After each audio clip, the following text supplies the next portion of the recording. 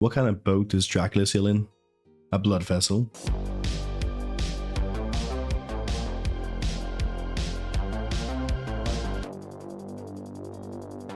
So Jake has once again left us unsupervised on the channel while he goes on his little adventures. If you're wondering where Jake is at a wedding.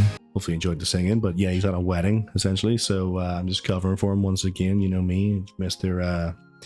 doesn't really know what's going on in the game, but tries his best anyway. You know.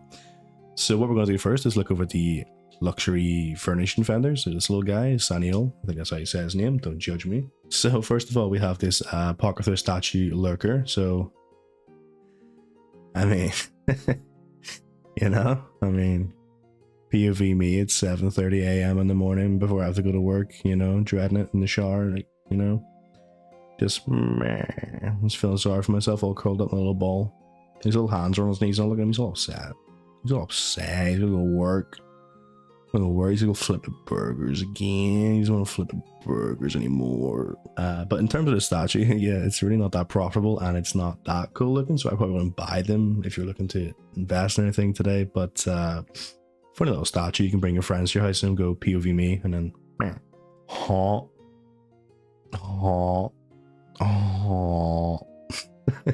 So again, it's another Apocrypha statue lurker's maw. It's a ridiculous looking fish head thingy majiggy.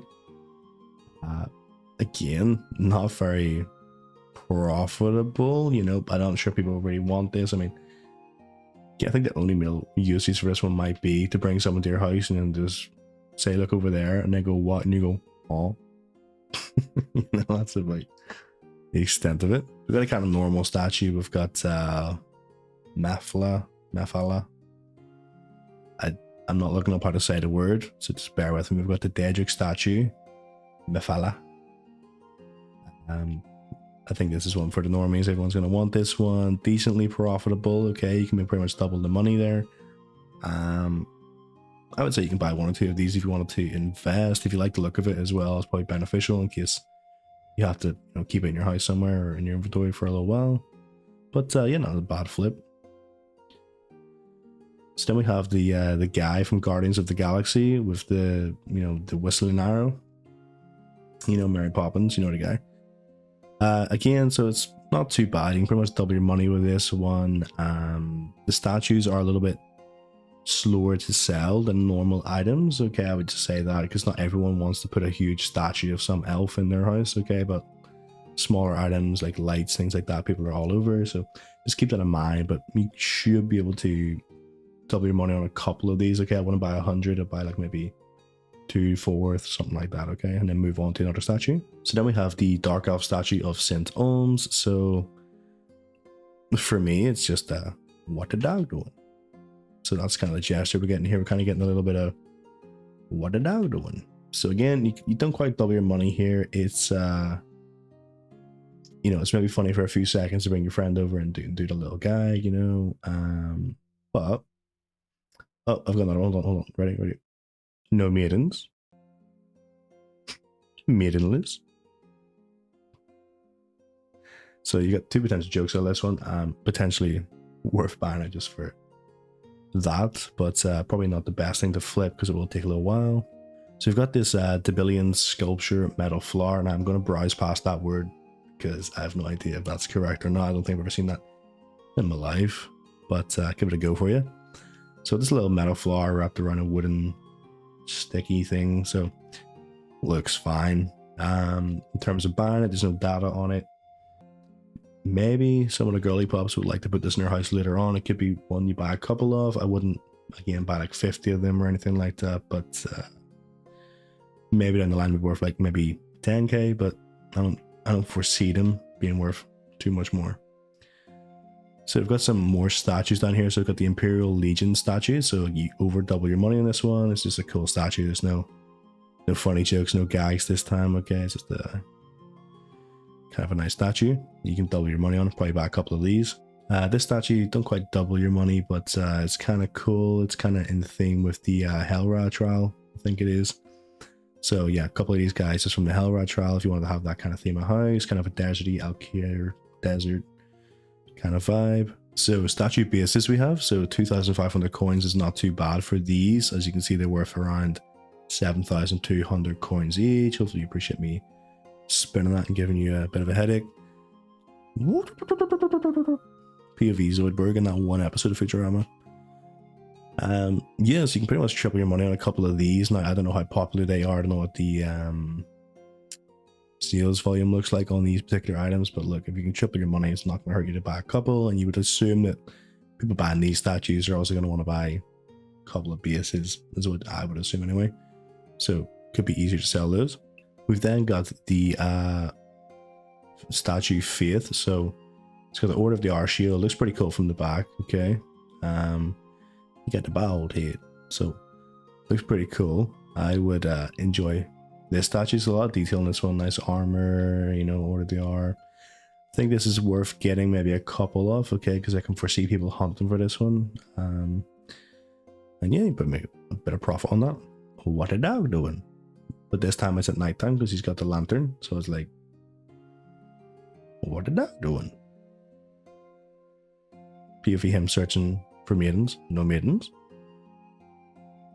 Let's get a closer look at you to check that you've got no maidens. Hold on. Maidenless.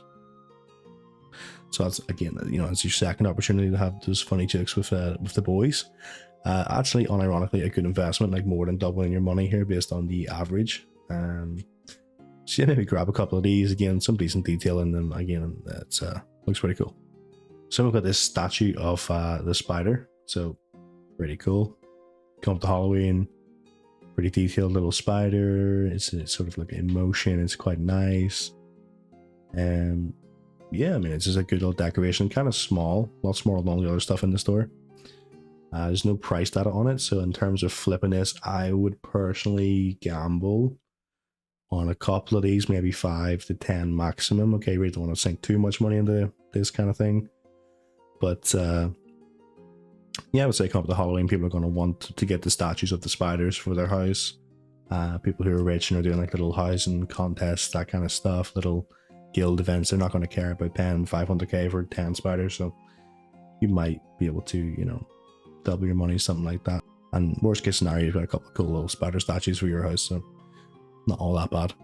So I just want to briefly touch on how ridiculous this statue is again before we move on to the golden vendor. I mean, meh.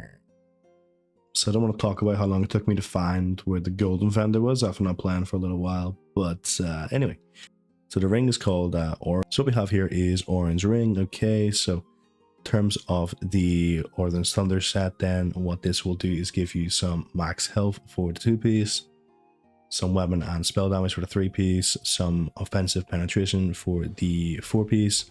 So for the 5-piece, dealing direct damage to a target within 10 meters of you summons a cone of lightning. And for 5 seconds, you will deal shock damage every 1 second to any enemy in the cone. So this effect can occur every 10 seconds and scales off either your weapon or spell damage based on what is higher. So for me, I don't think it's a particularly good set. I know Jake has a rating system, okay, no, but he's probably thought that through. And he probably, you know, he probably has a system in his mind that he knows, you know, what a 3 looks like and what a 7 looks like. I'm just gonna say don't buy this, okay? And check the comments after the video in case this happens to be a really good thing, but I'm pretty sure it's not. It doesn't look good to me. But I'm sure someone will let me know in the comments if this is somehow really good.